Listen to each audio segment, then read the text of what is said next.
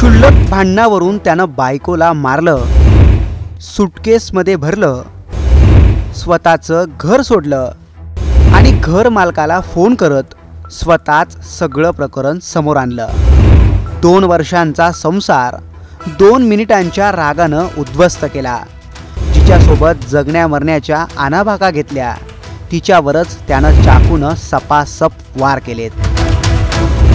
सनकी नवऱ्याने आपल्या बायकोवर किचनमधल्या चाकूनं वार केलेत, तिचा गळा चिरला आणि नंतर तिला सुटकेसमध्ये भरून त्यानं पळ काढला। स्वतःच्या बायकोला मारून या सनकीने घरमालकाला फोन करून खुनाची कबुली दिल्याचंही बोललं जात आहे। पण या सनकी नवऱ्याने असं का केलं? स्वतःच्याच बायकोला त्यानं इतक्या क्रूरपणे का संपवलं? 32 वर्षीय गौरी खेडेकरचं नेमकं चुकलं तरी काय, याचाच सविस्तर आढावा या व्हिडिओतून घेणार आहोत।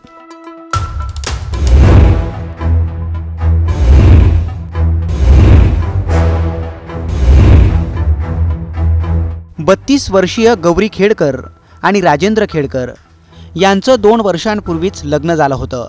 दोघेही कामानिमित्त फेब्रुवारीत बंगळुरात स्थायिक झाले होते। राजेंद्र एका खासगी कंपनीत प्रोजेक्ट मॅनेजर म्हणून काम करतो, तर गौरीने मास कम्युनिकेशनचं शिक्षण घेतलं होतं। गौरी खेडकर मूळची महाराष्ट्रातील पालघर जिल्ह्यातली, तर राजेंद्र खेडकर हा मुंबईच्या जोगेश्वरीचा रहिवासी। पोलिसांनी दिलेल्या माहितीनुसार बंगळुरूत राहणाऱ्या या कपलमध्ये रोज काही ना काही कारणास्तव खटके उडायचे। अशातच एके दिवशी दोघांमधला वाद वाढला। माध्यमांनी दिलेल्या माहितीनुसार गौरीने राजेंद्रवर हात उचलला। बस याच रागात राजेंद्रने किचनमधल्या चाकूने गौरीवर सपासप वार केले। रागात लालबुंद झालेल्या राजेंद्रने चाकूचा एक वार गौरीच्या थेट गळ्यावरच केला। रक्ताच्या थारोळ्यात पडलेल्या गौरीने तिथंच अखेरचा श्वास घेतला। बायकोचा खून करून या नराधमाने तिला सुटकेसमध्ये भरलं, ती सुटकेस बाथरूममध्ये ठेवली आणि तिथून पळ काढला।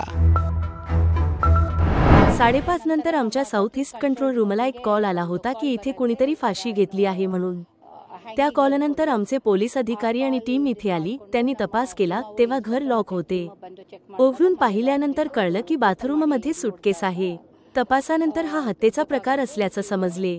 फॉरेन्सिक एक्सपर्ट यांनी येऊनही तपासणी केली तेव्हा एका महिलेची डेड बॉडी असल्याचं समोर आलं। त्यावर काही खुणा आहेत।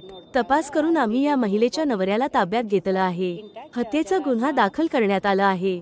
हत्या का करण्यात आली, हेतू काय होता, याबाबतचा पुढील चौकशी केली जात आहे। गौरीची हत्या करून राजेंद्र बंगळुरूवरून कारने मुंबईला आला। त्याने त्याच्या घरमालकाला गौरीचा मृतदेह बाथरूममध्ये असल्याची स्वतः माहिती दिली। नंतर त्याने मुंबईहून साताऱ्यातलं शिरवळ गाठलं। पश्चातापात त्याने स्वतःला संपवण्याचाही प्रयत्न केला। विष प्यायलेला राजेंद्र शिरवळमध्ये काही लोकांना बेशुद्ध अवस्थेत आढळला। तिथूनच सातारा पोलिसांनी त्याला पुण्यात आणलं। सध्या राकेश पुण्यातील ससून रुग्णालयात उपचार घेतोय।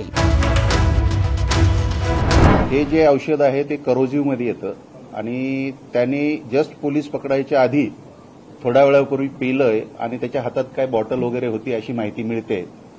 त्यांना सध्या आपण ऍडमिट केलेलं आहे। त्यांना गिळ्याचा त्रास होतोय, पाणी वगैरे गिळायला त्रास होतोय।